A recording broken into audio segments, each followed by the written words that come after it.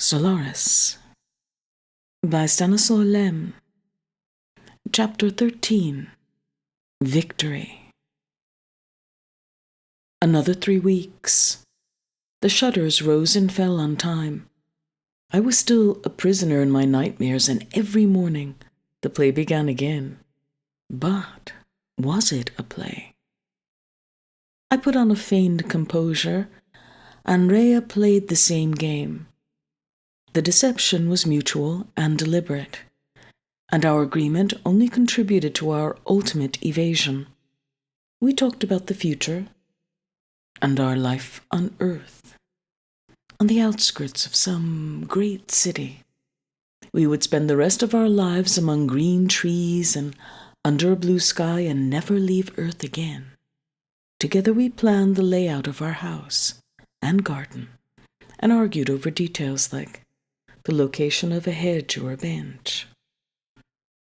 I do not believe that I was sincere for a single instant. Our plans were impossible, and I knew it, for even if Rhea could leave the station and survive the voyage, how could I have got through the immigration checks with my clandestine passenger? Earth admits only human beings, and even then, only when they carry the necessary papers. Rhea would be detained for an identity check at the first barrier. We would be separated, and she would give herself away at once. The station was the one place where we could live together.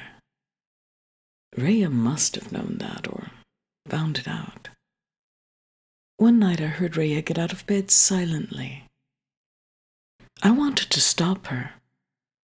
In the darkness and silence, we occasionally managed to throw off our despair for a while by making each other forget. Rhea did not notice that I had woken up. When I stretched my hand out, she was already out of bed and walking barefoot towards the door. Without daring to raise my voice, I whispered her name. But she was outside, and the narrow shaft of light shone through the doorway from the corridor. There was a sound of whispering. Rhea was talking to somebody, but whom? Panic overtook me when I tried to stand up and my legs would not move. I listened but heard nothing. The blood hammered through my temples. I started counting and was approaching 1,000 when there was a movement in the doorway. And Rhea returned. She stood there for a second without moving, and I made myself breathe evenly. "Kris," she whispered. I did not answer. She slid quickly into bed and lay down, taking care not to disturb me. Questions buzzed in my mind, but I would not let myself be the first to speak, and made no move. The silent questioning went on for an hour, maybe more. Then I fell asleep. The morning was like any other. I watched Rhea furtively, but could not see any change in her behavior. After breakfast, we sat at the big panoramic window. The station was hovering among purple clouds. Rhea was reading, and as I stared out, I suddenly noticed that by holding my head at a certain angle, I could see us both reflected in the window. I took my hand off the rail. Rhea had no idea I was watching her. She glanced at me, obviously decided from my posture that I was looking at the ocean, then bent to kiss the place where my hand had rested. In a moment, she was reading her book again. "Rhea?" I asked, gently. "Where did you go last night?" "Last night?" "Yes." You must have been dreaming, Kris. I didn't go anywhere." "You didn't leave the cabin?" "No, it must have been a dream."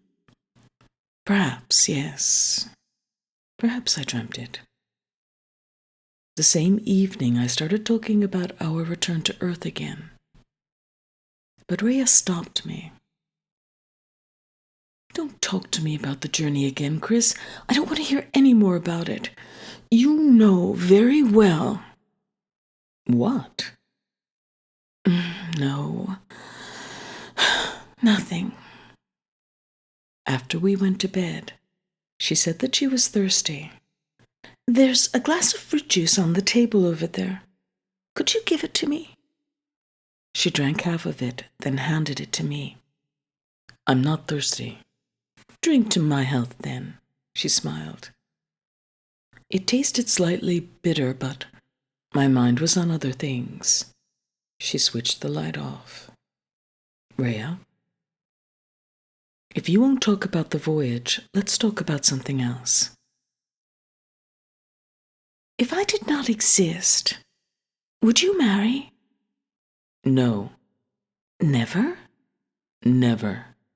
Why not? I don't know. I was by myself for 10 years and I didn't marry again. Let's not talk about that. My head was spinning, as if I had been drinking too much. No. Let's talk about it. What if I begged you to? To marry again? Don't be silly, Rhea. I don't need anybody except you. I felt her breath on my face and her arms holding me. Say it another way. I love you. Her head fell to my shoulder, and I felt tears. Rhea, what's the matter? Nothing. Her voice echoed into silence, and my eyes closed. The red dawn woke me with a splitting headache and a neck so stiff that I felt as if the bones were welded together. My tongue was swollen and my mouth felt foul. Then I reached out for Rhea, and my hand touched a cold sheet. I sat up with a start. I was alone in bed and in the cabin. The concave window reflected a row of red suns. I dragged myself out of bed and staggered over to the bathroom, reeling like a drunkard and propping myself up on the furniture. It was empty. So was the workshop. Rhea! Calling, running up and down the corridor. Rhea! I screamed one last time. Then my voice gave out. I already knew the truth. I do not remember the exact sequence of events after that, as I stumbled, half naked, through all the length and breadth of the station. It seemed to me that I even went into the refrigeration section, searched through the storage rooms, hammered my fist on bolted doors, then came back to throw myself against doors which had already resisted me. I half fell down flights of steps, picked myself up, and hurried onwards. When I reached the doubled armored doors which opened onto the ocean, I was still calling, still hoping that it was a dream. Somebody was standing by me. Hands took hold of me and pulled me away. I came to my senses again, lying on a metal table in the little workshop and gasping for breath. My throat and nostrils were burning with some alcoholic vapor. My shirt was soaked in water, and my hair plastered over my skull. Snow was busy at a medicine cupboard, shifting instruments in glass vessels, which clattered with an unbearable din. Then his face appeared, looking gravely down into my eyes. Where is she? She is not here. But Rhea. He bent over me, brought his face closer, and spoke very softly and clearly. Rhea is dead. She will come back, I whispered. Instead of dreading her return, I wanted it. I did not attempt to remind myself why I myself had once tried to drive her away and why I had been so afraid of her return. Drink this. Snow held out a glass, and I threw it in his face. He staggered back, rubbing his eyes, and by the time he opened them again, I was on my feet and standing over him. How small he was. It was you! What do you mean? Come on, Snow, you know what I mean. It was you who met her the other night. You told her to give me a sleeping pill. What has happened to her? Tell me. He felt in his shirt pocket and took out an envelope. I snatched it out of his hand. It was sealed, and there was no inscription. Inside was a sheet of paper folded twice, and I recognized the sprawling, rather childish handwriting. My darling, I was the one who asked him. He is a good man. I'm sorry I had to lie to you. I beg you to give me this one wish. Hear him out, and do nothing to harm yourself. You have been marvelous. There was one more word, which she had crossed out, but I could see that she had signed Rhea. My mind was now absolutely clear.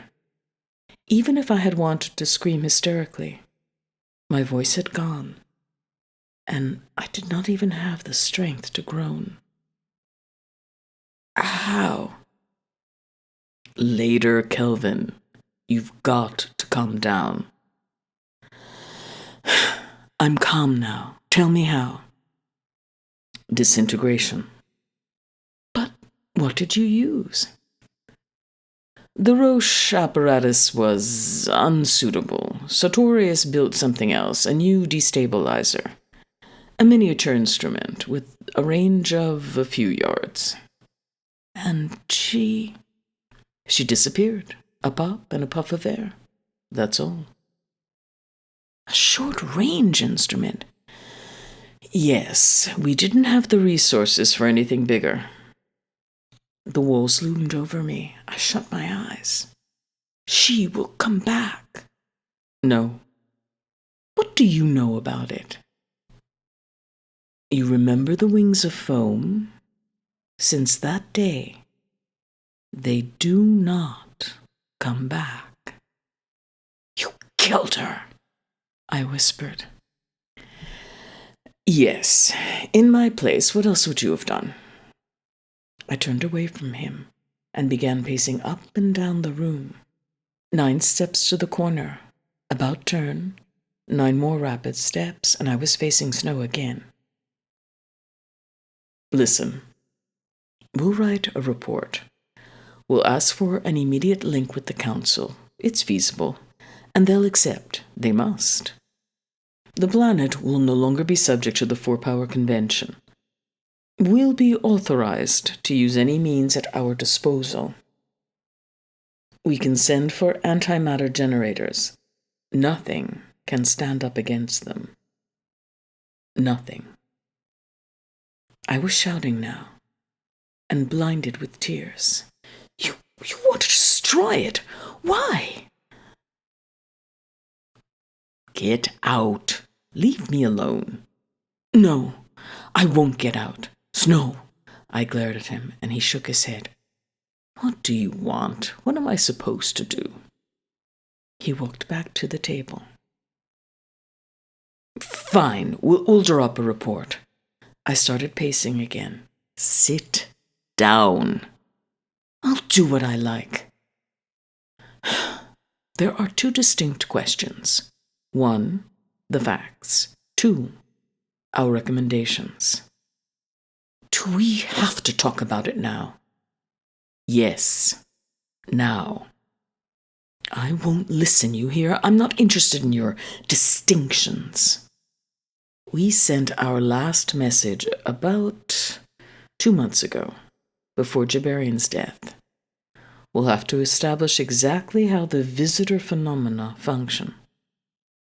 I grabbed his arm. Will you shut up? Hit me if you like, but I will not shut up. Oh, talk away if it gives you pleasure. I let him go. Good. Listen. Sartorius will want to conceal certain facts. I'm almost certain of it. And what about you? Won't you conceal anything? No, not now. This business goes further than individual responsibilities. You know that as well as I do. It is given a demonstration of considered activity. It is capable of carrying out organic synthesis on the most complex level, a synthesis we ourselves have never managed to achieve. It knows the structure, microstructure, and metabolism of our bodies. All right, but why stop there? It has performed a series of experiments on us, psychic vivisection. It has used knowledge which it stole from our minds without our consent. Those are not facts, Kelvin. They are not even propositions. They are theories. You could say that it has taken account of desires locked into secret recesses of our brains. Perhaps it was sending us presents. Presents? My God! I shook with a fit of uncontrollable laughter. Take it easy. Snow took hold of my hand, and I tightened my grip until I heard bones cracking. He went on looking at me without any change of expression. I let go and walked over to the corner of the workshop. I'll try to get a hold of myself. Yes, of course, I understand. What do we ask them? I leave it to you. I can't think straight right now. Did she say anything? Before? No, nothing. If you want my opinion, from now on, we stand a chance. A chance? What chance? I stared at him, and light suddenly dawned. Contact? Still contact. Haven't you had enough of this madhouse? What more do you need? No, it's out of the question. Count me out. Why not? He asked quietly. You yourself instinctively treat it like a human being. Now more than ever. You hate it. And you don't? No, Kelvin. It is blind. I thought that I might not have heard him correctly. Or rather, it sees in a different way from ourselves. We do not exist for it in the same sense that we exist for each other. We recognize one another by the appearance of the face and the body. That appearance is a transparent window to the ocean. It introduces itself directly into the brain. Right. What if it does? What are you driving at? It succeeded in creating a human being who exists only in my memory, and so accurately that her eyes, her gestures, her voice. Don't stop. Talk. I'm talking. Her voice, because it is able to read us like a book. You see what I mean? Yes. That it could make itself understood. Doesn't that follow? No, not necessarily. Perhaps it used a formula which is not expressed in verbal terms. It may be taken from a recording imprinted on our minds. But a man's memory is stored in terms of nucleic acids, etching asynchronous large-moleculed crystals. It removed the deepest, most isolated imprint, the more assimilated structure, without necessarily knowing what it meant to us. Suppose I'm capable of reproducing the architecture of a symmetriad, and I know its composition and have the requisite technology. I create a symmetriad, and I drop it into the ocean. But I don't know why I'm doing so. I don't know its function, and I don't know what the symmetriad means to the ocean. Yes, you may be right. In that case, it wished us no harm, and it was not trying to destroy us. Yes, it's possible, and with no intention. My mouth began to tremble. Kelvin. All right, don't get worried. You are kind. The ocean is kind. Everybody is kind. Why? Explain that. Why has it done this? What did you say? To her? The truth. I asked you what you said. You know very well. Come back to my cabin and we'll write out the report. Come on. Wait, what exactly do you want? You can't be intending to remain on the station. Yes, I want to stay. Chapter 14. The Old Mimoid. I sat by the panoramic window, looking at the ocean. There was nothing to do now that the report, which had taken 5 days to compile, was only a pattern of waves in space.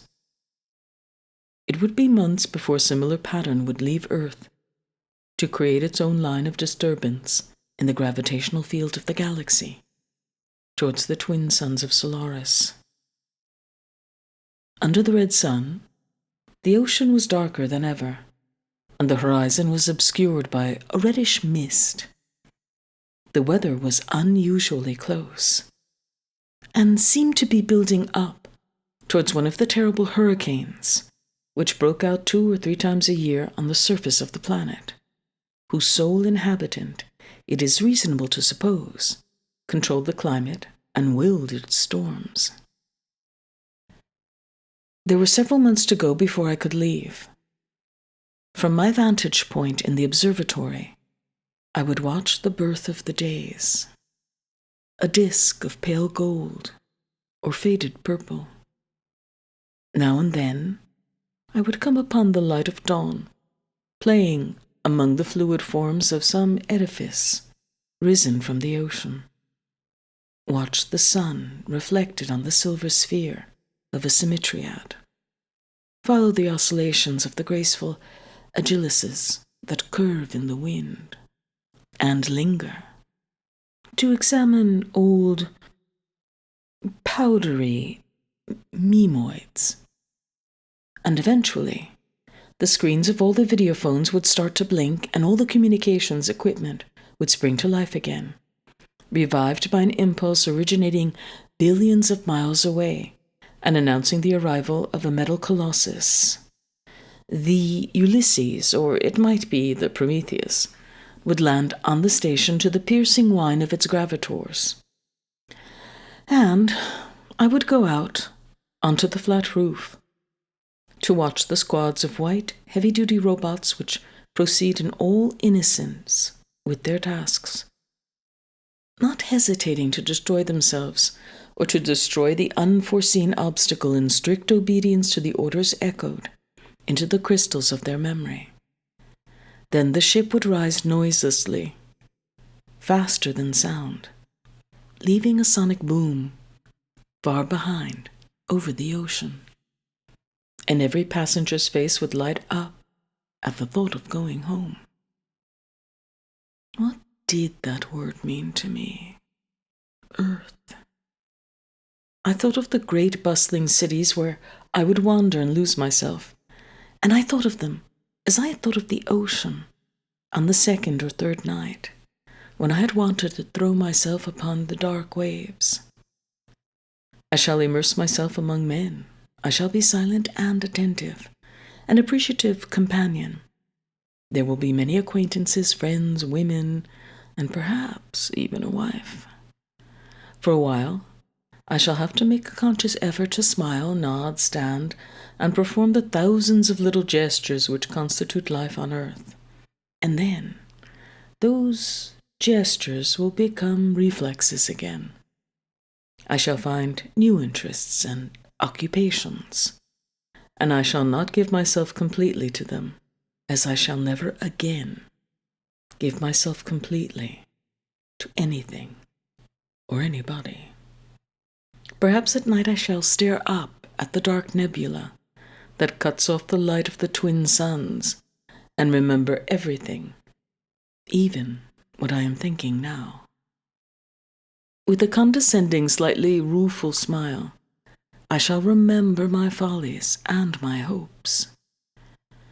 And this future Kelvin will be no less worthy a man than the Kelvin of the past, who was prepared for anything in the name of an ambitious enterprise called contact. Nor will any man have the right to judge me. Snow came into the cabin, glanced around, then looked at me again. I went over to the table. You wanted me? Haven't you got anything to do? I could give you some work, calculations, not a particularly urgent job. Thanks, I smiled. You needn't have bothered. Are you sure? Yes, I was thinking a few things over, and I wish you'd think a little less. But you don't know what I was thinking about. Tell me something. Do you believe in God? Snow darted an apprehensive glance in my direction. What? Who still believes nowadays? It isn't that simple. I don't mean the traditional God of Earth religion. I'm no expert in the history of religions, and perhaps this is nothing new. Do you happen to know if there was ever a belief in an imperfect God? What do you mean by imperfect? Snow frowned. In a way, all the gods of the old religions were imperfect, considering that their attributes were amplified human ones. The God of the Old Testament, for instance, required humble submission and sacrifices, and was jealous of other gods. The Greek gods had fits of sulk and family quarrels, and they were just as imperfect as mortals. No, I interrupted. I'm not thinking of a God whose imperfection arises out of the candor of his human creators, but one whose imperfection represents his essential characteristic. A God, limited in his omniscience and power, fallible, incapable of foreseeing the consequences of his acts, and creating things that led to horror. He is a sick God, whose ambitions exceed his powers, and who does not realize it at first. A God who has created clocks, but not the time they measure. He has created systems or mechanisms that serve specific ends, but now have overstepped and betrayed them. And he has created eternity, which was to have measured his power, and which measures his unending defeat. Snow hesitated, but his attitude no longer showed any of the wary reserve of recent weeks. There was Manichaeanism. Nothing at all to do with the principle of good and evil, I broke in immediately. This God has no existence outside of matter. He would like to free himself from matter, but he cannot. Snow pondered for a while. I don't know of any religion that answers your description. That kind of religion has never been necessary. If I understand you, and I'm afraid I do, what you have in mind is an evolving God who develops in the course of time, grows, and keeps increasing in power, while remaining aware of his powerlessness. For your God, the divine condition is a situation without a goal. And understanding that, he despairs. But isn't this despairing God of yours mankind, Kelvin? It is man you are talking about, and that is a fallacy. Not just philosophically, but also mystically speaking. I kept on. No, it's nothing to do with man. Man may correspond to my provisional definition from points of view, but that is because the definition has a lot of gaps. Man does not create gods in spite of appearances. The times, the age, impose them on him. Man can serve his age or rebel against it, but the target of his cooperation or rebellion comes to him from outside. If there was only a single human being in existence, he would apparently be able to attempt the experiment of creating his own goals in complete freedom. Apparently, because a man not brought up among other human beings cannot become a man. And the being the being I have in mind, cannot exist in the plural. You see? Oh, then, in that case, he pointed out of the window. No, not the ocean either.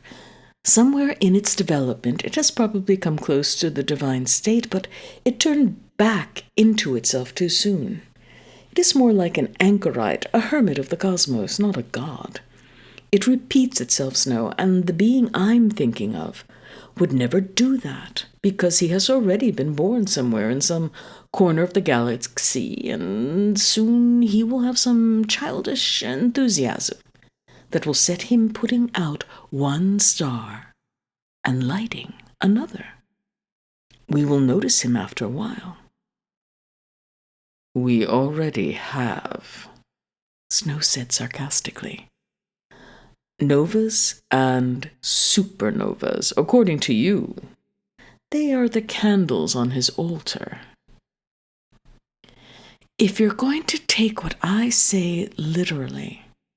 And perhaps Solaris is the cradle of your divine child, Snow went on, with a widening grin that increased the number of lines around his eyes. Solaris could be the first phase of the despairing god. Perhaps its intelligence will grow enormously, and all the contents of our Solarist libraries could be just a record of his teething troubles. And we will have been the baby's toys for a while. It is possible. And you know what you have just done? You've produced a completely new hypothesis about Solaris. Congratulations. Everything suddenly falls into place. The failure to achieve contact, the absence of responses, various peculiarities in its behavior towards ourselves. Everything is explicable in the terms of the behavior of a small child. I renounce paternity of the theory, Snow grunted, standing at the window. For a long instant, we stood, staring at the dark waves. A long pale patch was coming into view to the east, in the mist obscuring the horizon.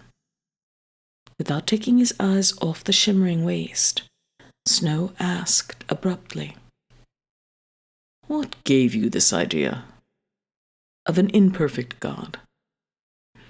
"I don't know. It seems quite feasible to me. That is the only God I could imagine believing in. A God whose passion is not a redemption, who saves nothing, fulfills no purpose. A God who simply is." "A Mimoid," Snow breathed. "What's that?" "Oh, yes, I'd noticed it. A very old Mimoid." We both looked towards the misty horizon. "I'm going outside," I said abruptly.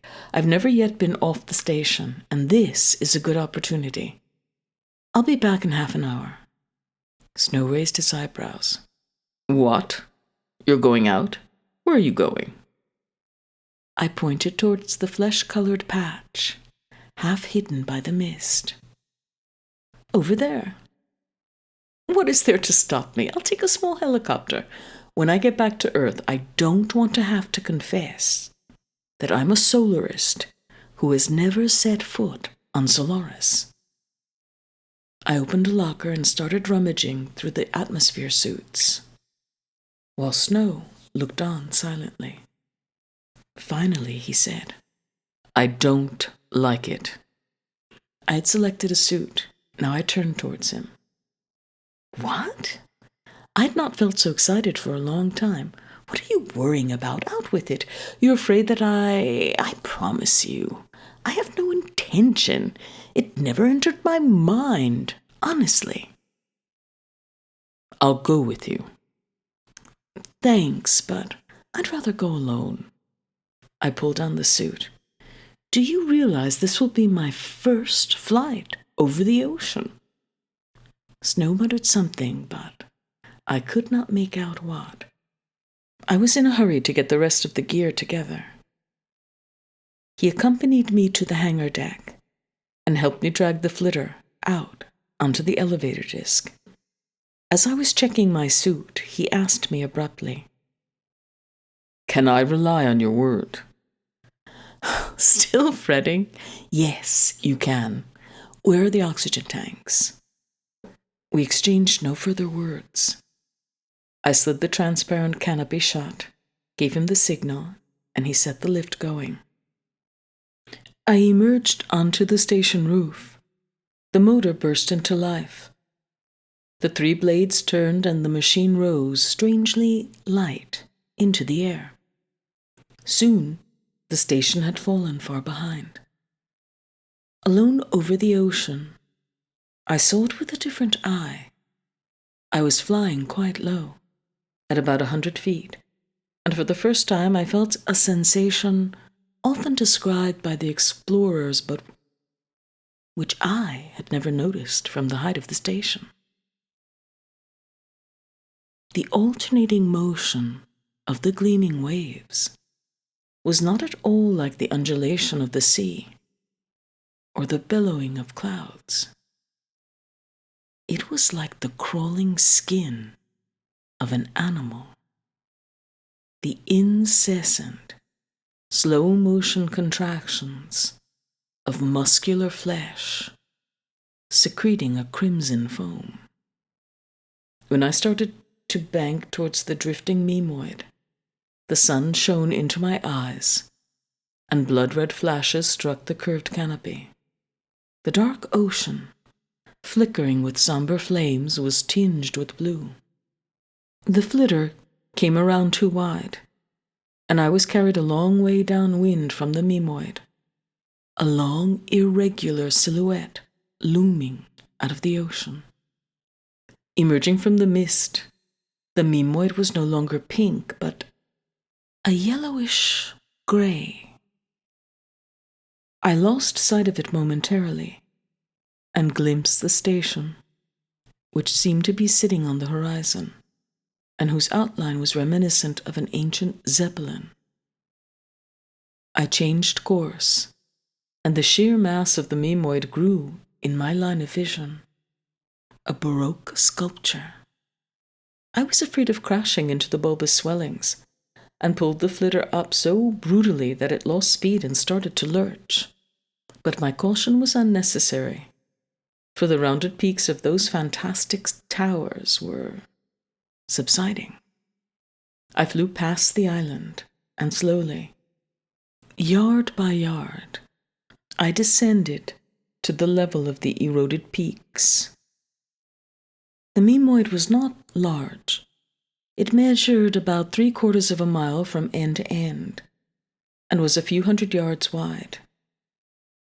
In some places it was close to splitting apart.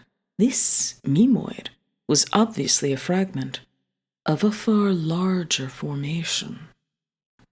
On the scale of Solaris, it was only a tiny splinter, weeks, or perhaps months old. Among the mottled crags overhanging the ocean, I found a kind of beach, a sloping, fairly even surface, a few yards square, and steered towards it. The rotors almost hit a cliff that reared up suddenly in my path, but I landed safely, cut the motor, and slid back the canopy. Standing on the fuselage, I made sure that there was no chance of the flitter sliding into the ocean. Waves were licking at the jagged bank about 15 paces away, but the machine rested solidly on its legs, and I jumped to the ground. The cliff I had almost hit was a huge, bony membrane pierced with holes, and full of knotty swellings. A crack, several yards wide, split this wall diagonally, and enabled me to examine the interior of this island, already glimpsed through the apertures in the membrane. I edged warily onto the nearest ledge, but my boots showed no tendency to slide, and the suit did not impede my movements, and I went on climbing until I reached a height of about 4 stories above the ocean, and could see a broad stretch of petrified landscape stretching back until it was lost from sight in the depths of the Mimoid. It was like looking at the ruins of an ancient town, a Moroccan city tens of centuries old, convulsed by an earthquake or some other disaster. I made out a tangled web of winding side streets, choked with debris, and alleyways which fell abruptly towards the oily foam that floated close to the shore. In the middle distance, great battlements stood intact, sustained by ossified buttresses.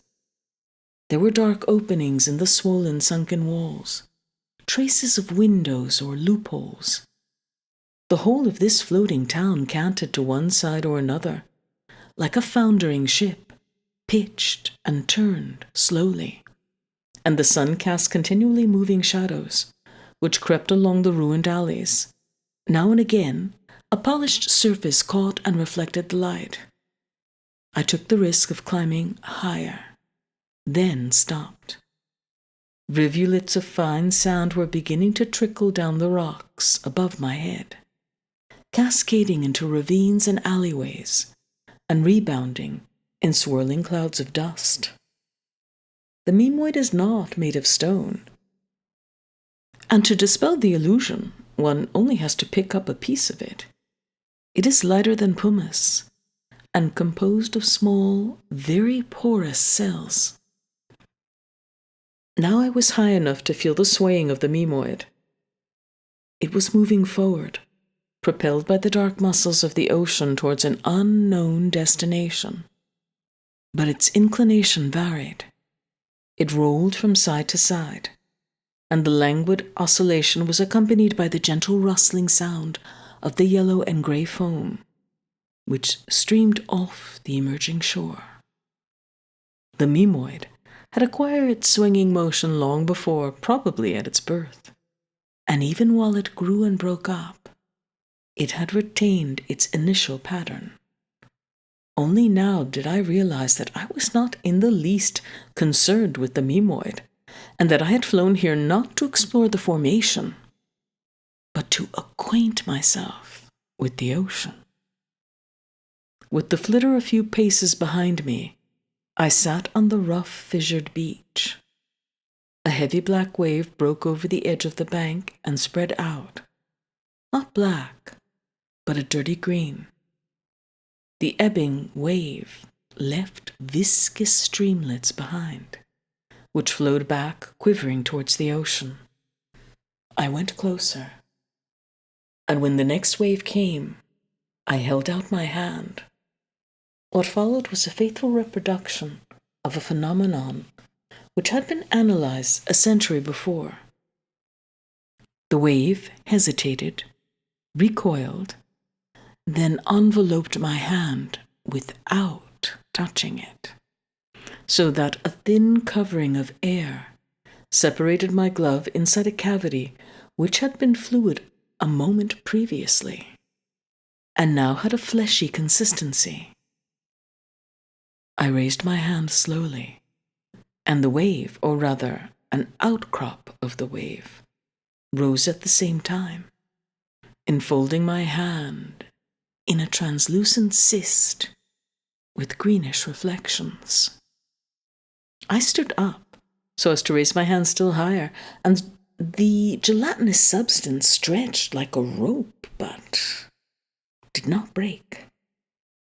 The main body of the wave remained motionless on the shore, surrounding my feet without touching them, like some strange beast, patiently waiting for the experiment to finish.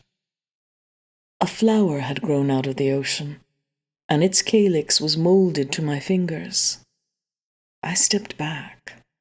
The stem trembled, stirred uncertainly, and fell back into the wave, which gathered it and receded.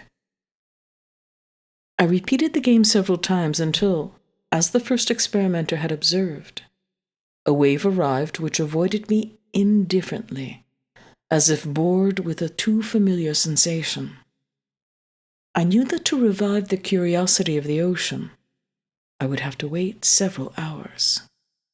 Disturbed by the phenomenon I had stimulated, I sat down again.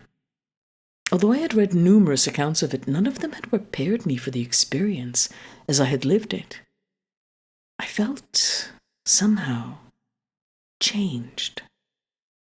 In all their movements taken together or singly, each of these branches, reaching out of the ocean, seemed to display a kind of cautious but not feral alertness. A curiosity, avid for quick apprehension of a new, unexpected form, and regretful at having to retreat, unable to exceed the limits set by a mysterious law. The contrast was inexpressible between that lively curiosity and the shimmering immensity of the ocean that stretched away out of sight. I had never felt its gigantic presence so strongly, or its powerful, changeless silence, or the secret forces that gave the waves their regular rise and fall. I sat, unseeing, and sank into a universe of inertia, glided down an irresistible slope, and identified myself with the dumb, fluid colossus. It was as if I had forgiven it everything, without the slightest effort of word or thought. During that last week, I had been behaving so normally that Snow had stopped keeping a watchful eye on me. On the surface, I was calm, in secret, without really admitting it. I was waiting for something. Her return? How could I have been waiting for that? We all know that we are material creatures, subject to the laws of physiology and physics, and not even the power of all our feelings combined can defeat those laws. All we can do is detest them, the age-old faith of lovers and poets, in the power of love, stronger than death, that fini vitae, sed non amores, is a lie, useless, and not even funny. So must one be resigned to being a clock that measures the passage of time, now out of order, now repaired, and whose mechanism generates despair and love as soon as its maker sets it going. Are we to grow used to the idea that every man relives ancient torments, which are all the more profound because they grow comic with repetition? That human existence should repeat itself well and good, but that it should repeat itself like a hackneyed tune, or a record a drunkard keeps playing as he feeds coins into the jukebox. That liquid giant had been the death of hundreds of men. The entire human race had tried in vain to establish even the most tenuous link with it, and it bore my weight without noticing me any more than it would notice a speck of dust. I did not believe that it could respond to the tragedy of two human beings. Yet, its activities did have a purpose. True, I was not absolutely certain, but leaving would mean giving up a chance, perhaps an infinitesimal one, perhaps only imaginary. Must I go on living here, then, among the objects we both had touched, in the air she had breathed? In the name of what? In the hope of her return? I hoped for nothing, and yet I lived in expectation. Since she had gone, that was all that remained. I did not know what achievements, what mockery, even what tortures still awaited me. I knew nothing, and I persisted in the faith that the time of cruel miracles was not past.